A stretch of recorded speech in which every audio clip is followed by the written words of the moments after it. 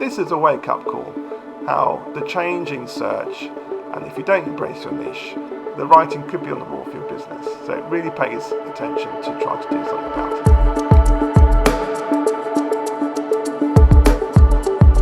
Hello and welcome to episode 8 of Future Marketing UK. Thanks so much for joining me, and obviously like and subscribe this episode and this channel if you enjoy it. Now this episode was going to be about neuromarketing, but the special guest I was hoping to have on the show is ill at the moment, and so I'm going to postpone that to a later episode. So this episode is going to be all about embrace the niche. Okay, embrace the niche. Now, what do I mean by niche? Niche is like a sub role that you do or your business does. It's, you could describe your business in general terms, or you could describe it in something very specific that only you or the business can do. Like most people's businesses or jobs, you're capable of many things, but there may be just a few subset of things that you're particularly good at, or that you're particularly well known for.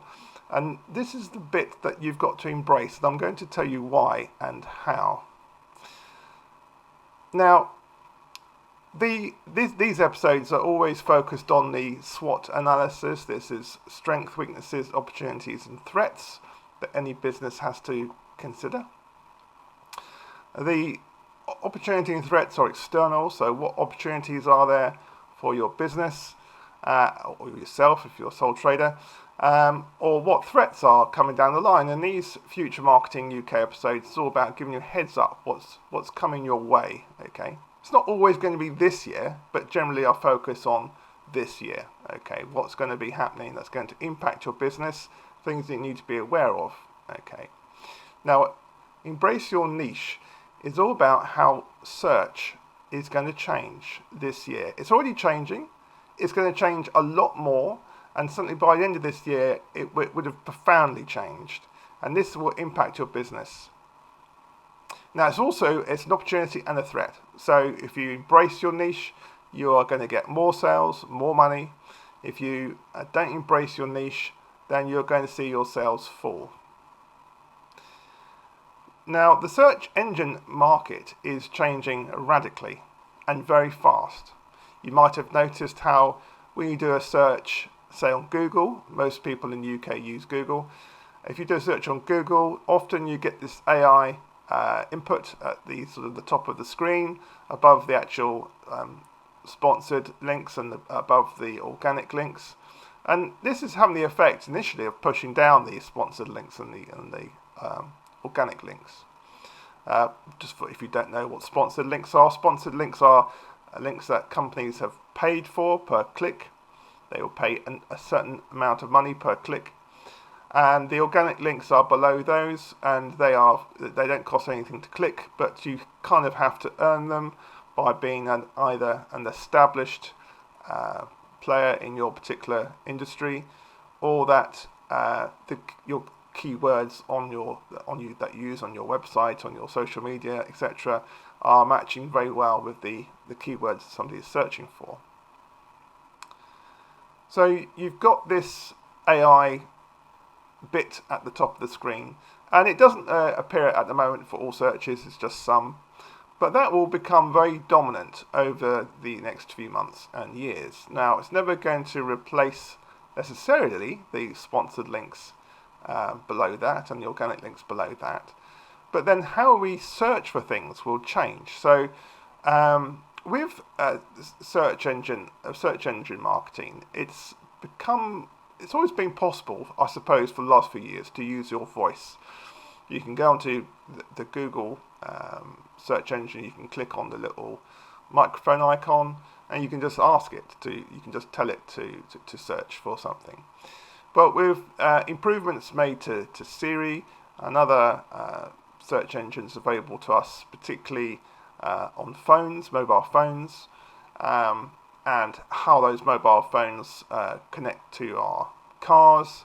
So verbal searching is going to become more and more prevalent. And this can include searching with using Alexa at home or some other voice assistant.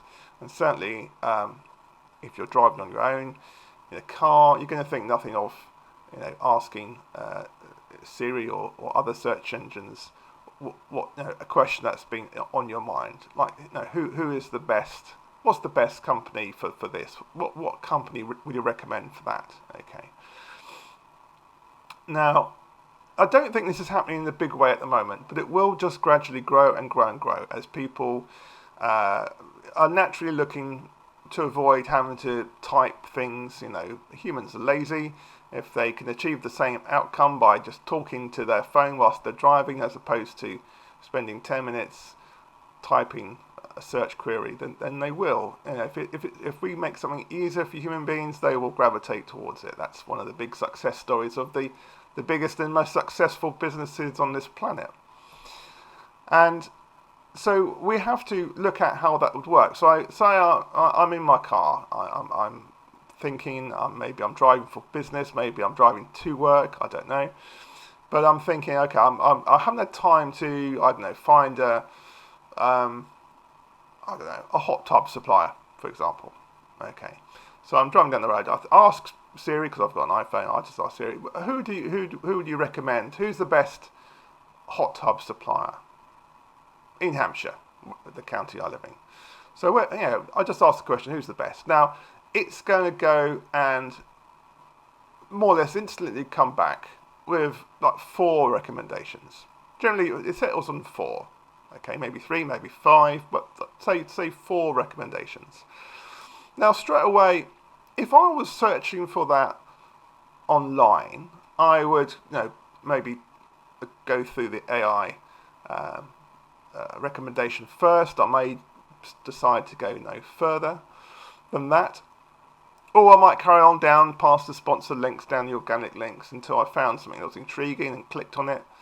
Maybe then the advertiser has to pay, or maybe if it's an organic link, they don't. But in essence, I have gone down the page. If I'm desperate, I would have gone on to the second page of the Google search, but not many people do that. And if your business is a reasonable, well-known hot tub retailer in Hampshire, or certainly the Southern England, you would hope or expect that your website would come up on that search. But if I wasn't typing this, if I was lazy and I stopped at the AI bit online, or because I'm talking to my phone in the car, it just recommends me 4, I'm not going to be bothered to go past that 4. Alright, so if you're not in the top 4 of those recommendations, you've become invisible. Just think about that for a minute. Your business will become invisible unless you're in the top 4 recommendations that AI would consider. Now, a lot of it depends on what the question was, and a lot of it depends on the intent of that question, and some of it will depend on your search history. AI will get to know you if it's something that you're subscribed to, or Siri will get to know you, get to know your likes and dislikes, will have a guess when you say hot tub provider, what you mean in the context of other things that you may have searched for. So it may have gathered, for example, that you're looking for always a large hot tub. You might have used Siri before, or the Siri might know that you've got a large family. It could surmise, it could come to conclusions. It may recognise that you don't have a big garden, so therefore you're looking for a small hot tub. So it may put some extra bits of information in the search that you're not obviously aware of. So this can change the outcome of its recommendations. But other than that, if you're a hot tub retailer in Hampshire or the surrounding counties, then you would hope that you'd get in the top 4, because straight away there's the locality issue. When I come to think about it, I can't think of more than 4 hot tub retailers in Hampshire particularly. I mean, there may be, but I can you've got any county is going to have its hot tub retailer probably, and maybe 1 or 2 others. But as an example, if you're the if you're the 5th biggest hot tub retailer in the county, then you're just turning invisible. Now, the way to sort of tackle this is to think, well, what is it? You could become more niche, and if you become more niche, okay, the volume of people searching for you drops down, but then there comes a point where you suddenly appear in the top 4 recommendations. So if I said, not a lot of people would say this, but if I said I want a hot tub, and it must have 2 cup holders, okay.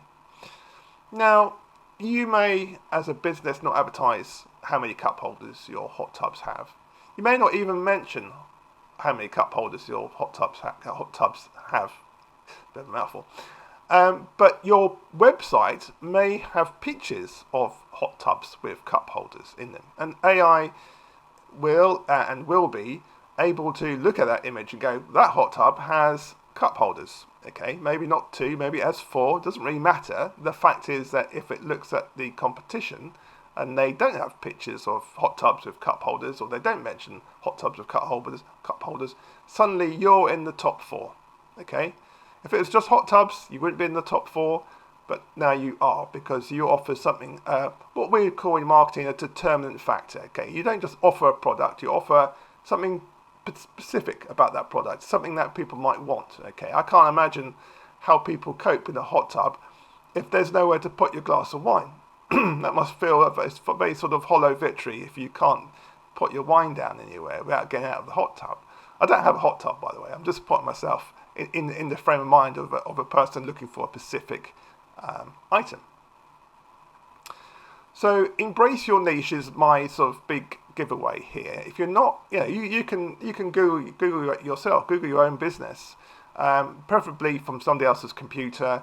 If you're Googling your own business from your own account, Google will give you a sort of biased view, or if you're Googling it from the business premises, Google will think, well, you're really close to that business, I'm going to recommend him. So try going to a friend's house, maybe in the next town along, doing a search from their browser, just see what comes up. But if you're not in the top 4, have a think about what you can what you can really promote as being a slightly niche thing to get you in that top 4%.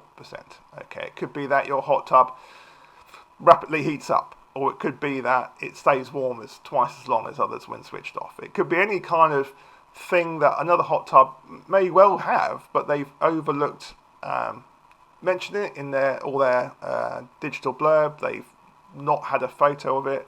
In other words, there's no way for the AI to know that they do it, because it can't spot it either in a text format or visual format, or even a video format. So it will look at videos and it will categorize those videos, and it will, if it sees a video of a hot tub with cup holders, it will note that. If it hears somebody saying on the video, oh yes, this hot tub 230 heats up twice as fast as anyone else, it will clock that, it will get that, it will note that down. So it doesn't have to be written down, but if it's not said, if it's not seen, if it's not written down, then how is AI supposed to know? So when you're coming to your own website, your own social feeds, your own video output, your own podcasts, if you think that something is fairly special, or your competitors aren't mentioning it at all, something that may be considered a given, then please make sure that your website, your social media feeds, your YouTube channel does mention it, does talk about it. And if it's really, really important to people, and other competitors don't mention it, then do mention it. Equally, you might have something that really is niche. You might sell a customized pagoda that fits over the hot tub, okay, giving you some privacy or cover from direct sunshine. This could be something that your competitors just don't do. So again, that's slightly niche. If I was searching, driving down the M3, if I was searching for recommend hot tub retailers that also provide covers or shading for my hot tub, then again, you're going to be in that top 4 because you've mentioned it and other people haven't. So that gives you some idea of how search is going to change. Now, you're probably thinking, what problem if I'm paying for the adverts, if I'm paying for sponsored ads, how is that going to affect me? My business could be really reliant on paying paying for Google Ads to appear, or any other kind of pay-per-click model. It doesn't have to be necessarily Google Ads. It can be if you're paying pay-per-click. How is your business going to be affected if more and more people are using AI, especially verbal AI? Okay. There may even be a point where you can get AI on your phone, on your watch. I don't know if that's possible, but I can only imagine we're just a stone's throw away for you to be able to speak into your latest Apple Watch to talk to Siri. I don't have an Apple Watch. I don't even know whether that's possible, but there's no reason why it can't be. And so verbal searches could become very commonplace, particularly for domestic things. Amazon could be another one that would sort of bring out. It's got Alexa anyway, so yeah, it may. Alexa may sort of put forward Amazon products ahead of other retailers, but I don't quite know how that would work. But if you're paying by a pay-per-click model, how does verbal search work? Well, obviously no one's clicking on anything. It's not a pay-per-click model anymore. It's a pay-by-select model. And so again, imagine myself driving down the M3. I'm talking to Siri. I'm saying recommend a hot tub retailer with cup holders, for example. And it says, yes, I can recommend. Yeah, I can recommend. And a hot tub Supreme. I can recommend hot tubs Stay Warmer and hot tubs Direct or something like that. Okay, great. Now, I can't click on anything. I'm not going to click on anything. But I'd say, can you tell me more about hot tubs Direct? Okay, so that is kind of a click. Okay, it's what I'm going to call PPS. Okay, pay per select. I've selected that. Whoever's paying for that sponsored link, if it is sponsored, will be charged for it. Okay, then it takes me to their website, and it will either deduce this anyway, or I would have to ask, can you summarize their homepage for me? Or the link is going to take me to their website, I assume. So either AI is going to say, do you want me to summarize their homepage, or I might have to ask, can you just summarize the homepage? Just give me the gist of their business, and the AI will read it out to me, not for verbatim, but it will just give me a summary. It will take the gist of the website, its key points, and just read it out to me for a minute. And then then I could say, well, okay, that's great. I'll stop there. I've made a note of the name, or Siri, could you email me that's linked to that company, and Siri will do that. Or I could just say, actually, could you call them now? I'd like to have a quick word whilst I'm driving. Do you deliver to this address, or do you have a hot tub with 10 cup holders? That would be a big hot tub. But yeah, so you get my gist that Siri could do this, and it's going to be really interesting because at the moment you don't know what is a sponsored link and what isn't. If you go on now to say Gemini or ChatGPT and you say, can you recommend me a hot tub supplier?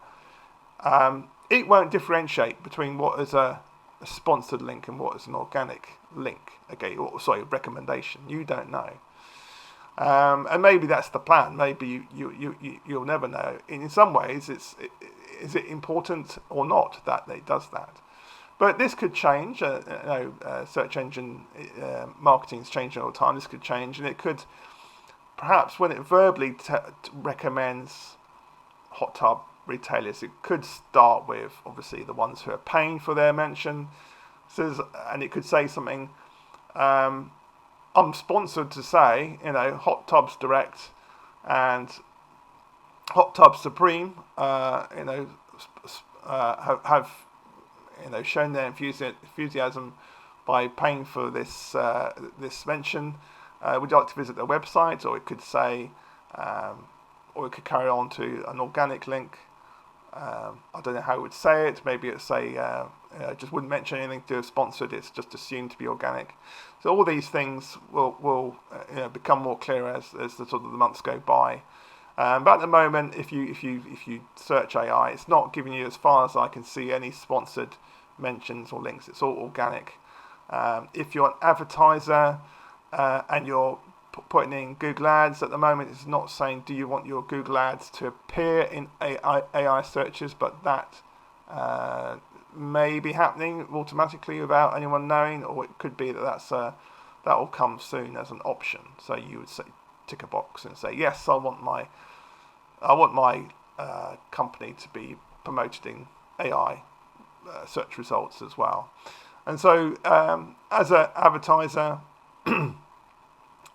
there's if you're paying for advertising, there's a danger if this model doesn't change, then less and less people will be paying on your links to click. Okay, it will reduce the amount you're spending, but it will reduce the amount of people coming to your website, unless AI results and voice search engines start to include sponsored mentions, in which case, as your pay-per-click traffic dies a quick death over the course of this year, so your pay per select or pay per mention will go up accordingly. Okay, assuming that there's no massive net difference in the number of actual customers looking for your products, but you would see this change occurring from how they're getting to you, from what campaign or what process. Now, in terms of what people ask for and what people search for, AI is going to be looking at the intent rather than the keywords. So if your website is full of keywords like hot tubs can be delivered directly to your house, all the hot tubs come with free cup holders, and so using the keywords. But that is where that might have stood you in good stead before. So if in other words, the keywords on your homepage or your landing page match that of your Google ad, your sponsored Google ad, then you're in effect going to be paying less, or your sponsored link would appear higher in the Google results page because your keywords are matching well with your sponsored ad, or just matching well with the organic search that somebody's put in. This is all good, but with AI, the AI will be not looking particularly for search for keywords on your website. It will be looking for intent. So it will be asking some questions like, fundamentally, what do you do? Okay, even if you only mention hot tubs once, but you've got 1,000 pictures of hot tubs on your website, then it's going to come away with the fact that you are big in hot tubs. Okay, if you don't feed it any more information than that, your actual performance in terms of voice search may suffer, because again, you haven't particularly carved yourself out a niche in any way, shape or form. But AI is clever, and it's going to get more clever in sort of surmising what it is you do, where you're based. If you've got office hours on your website, it can conclude quite quickly when you're open, whether you're a good match for the person doing the asking, which it knows well. It's going to know you better and better and better every time you use a voice search like Alexa or Siri. It's just going to get to know you more and more and more. I mean, dipping my toe in slightly murky waters, whether you believe or not these voice assistants are listening all the time. They could well be learning even when you're not talking to it directly. So if you're talking about hot tubs just in the background, and you're saying, and you're talking to your spouse, or what I really want from a hot tub is I want lots of lights in it. I want it to be lit up like a Christmas tree. Okay, so it's nice and impressive. Now you might not mention that consequently when having a direct conversation with Alexa or Siri, but they may or may not have picked up on the fact that that is actually one of your requirements, and it will take that into account because it's kind of under the umbrella of getting to know you. Okay, it's trying to form what is your intent, both consciously and subconsciously. What is it that you are wanting from a hot tub? not just what you're saying you want from a hot tub. It could even be capable of sort of like personality profiling. It knows your age, it knows where you live, it knows from the tone of your voice. It can make many deductions about what sort of lifestyle you lead, what is it that you really want a hot tub for? Is it for entertaining guests, showing off, or do you have a medical condition that means you have to lie in bubbling hot water every night? It could be for a myriad of different reasons, but it will, as it gets more and more clever, it will deduce these things, and it will be part of its selection routine when looking around. Now, for businesses, voice searching may still be a little bit unacceptable. You can imagine a busy office where everyone's shouting into their computers, could you find me this, can you find me that? So for B2B marketing, it's still, I think, going to remain skewed towards search typing, typing to Google, but you're going to get more and more interactions with AI. It could well be that, as I say, as it gets better and better, and we all get used to using AI for its recommendations, that we no longer click on the sponsored links or click on the organic links.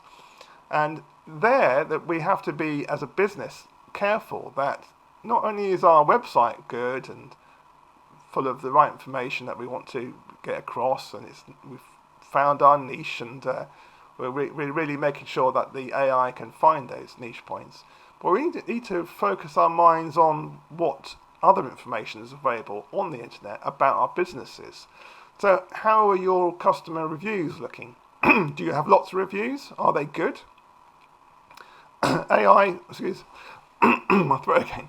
AI will look at the the review scores that your business is getting, particularly on Google and Trustpilot and any other relevant review platforms. It will look at that. So when somebody is asking what businesses do you recommend for hot tubs, going back to hot tubs, and one of those businesses has appalling reviews, has lots of reviews, really bad, it's going to make a note of that. And focusing on the words recommend, how can it recommend a business that's got lots of terrible reviews? That business won't feature in the top 4 mentions of possible suppliers. And so if your business has lots of poor reviews, you've got to do something about it. I reckon you've got about 6 months to a year to do something about it before you drop off these AI recommendations. And the easiest way to do that is to address the problems which these customers are telling you for free. They're pointing out the problems in your business for free. Some consultants would charge £1,000 a day to do the same. So do take people's complaints seriously. Think of them as a free service. You might not like what they have to say, especially if it's about you personally. That's always difficult to deal with. But try to deal with them. If you're no good at, say, dealing with customers, then try and delegate that to somebody else. Accept with a capital A that you're not good at everything. If you're a business owner, you may be really lousy at customer services. Fine, embrace it, accept it, and try, if you can, to delegate that job to somebody else. If your bad reviews are to do with product quality or delivery, then try to address it, because if you don't, you're going to drop off those top 4 recommendations and your business will turn invisible. Moving away from reviews, how's other information about your business looking? An AI could easily have a look at Companies House. Are you always late for filing your annual reports? Are you always getting fines from Companies House or HMRC? Have you got county court judgments against you? Because all this counts against your business. If somebody is asking, Alexa or Siri, who can you recommend? Well, could you really recommend a business that's struggling with paying its bills or keeps being taken to the court for various reasons? Again, it's difficult to tell business owners that, but try to sort it out. Again, you may be trying to do things that are not in your zone of strengths. If you're perpetually late filing stuff to Companies House, and consider outsourcing that. Pay your accountant a bit more, get him to do it, or him or her to do it. If you're constantly falling foul with local court injunctions and stuff, then try to address that. And if you can't address it, try outsourcing whatever it is. If you're a bad payer, try to figure out how you can be a better payer. So all these things are suddenly right at the top of your priority list, because it's going to really, really affect your sales going forward. And all this is good if you run a nice, tight business and you're not in financial trouble and you don't have a list of county court judgments against you. Then you've got nothing to fear. AI is going to be fighting your corner, providing you can embrace your niche and tell people about it. But for those struggling companies, this could be the absolute death knell. This could see a whole host of companies going to the wall because they haven't recognised the profound change of how particularly verbal search is going to dominate the market for B2C markets, and how AI results are going to significantly affect the B2B type search market. You've probably got 6 months to a year to sort yourself out if you're one of those businesses that have all these what would otherwise be now fairly invisible problems. Okay, I mean, if I was just to walk into a hot tub retailer somewhere in Hampshire and have a look at hot tubs, I haven't checked the website for their reviews. I haven't checked the website for their county court judgments or late filing fees. And yet, if I was aware of that, I probably wouldn't even walk into the showroom, because those things would be putting me off. I'd be putting me off thinking, if I order this, will it even arrive? Or if it arrives, am I going to have the same problem as the other 100 customers had, where it leaks when I fill it up with water, etc. So, but this is going to be much more, play a much bigger role in how your search results appear in AI search. So hopefully I've covered everything. If I've upset you, then it's probably, think of it more as a wake-up call. Okay, I'm not saying it's easy. It's never easy. If it's gone on, if you run if you've struggled with business for many years, then it could well be that you can't change it. It's just not your thing. In which case, look to delegate it out of somebody else to do the bits that you struggle with. Okay, it's not what's the word? It's not. I'm not telling you off. It's not a bad thing, except the fact that you may not be good at some things. Okay, it may be that you're not a particularly organized person, or it could be any number of reasons. And so my intent is not to upset businesses which are struggling, but this is a wake-up call. How the change in search, and if you don't embrace your niche, the writing could be on the wall for your business. So it really pays attention to try to do something about it. Okay. Right, that's going to wrap up what I'm going to talk about today. Now, I'm not going to mention what I'm going to say in the next episode, because I'm hoping that we can do the neuromarketing. But if not, then that will just be postponed until a later date. And I will announce the topic, as the episode arrives next week. Obviously, please subscribe to my channel. Like this episode if this is the sort of thing that you'd like to hear, or in this particular episode maybe you don't want to hear it, but I'm just giving you some honest truths here about what the future may hold for you if your business is struggling. And so obviously please like and subscribe. It's been a joy to talk about this subject. I think it's a subject that most people haven't really thought about, and there could be some holding your head in the sand, burying your head in the sand philosophy, thinking it will be all right in the end. Well, yes and no. If your business is doing well, it's going to be fine in the end. But as I say, if you're struggling already, then the struggles might get worse. Right, okay, thanks so much for listening, and goodbye for now. Goodbye.